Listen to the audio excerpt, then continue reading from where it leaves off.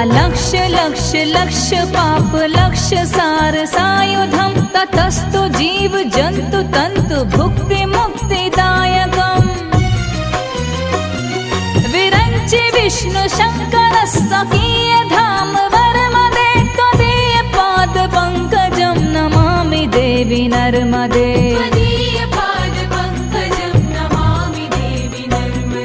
Namami Devi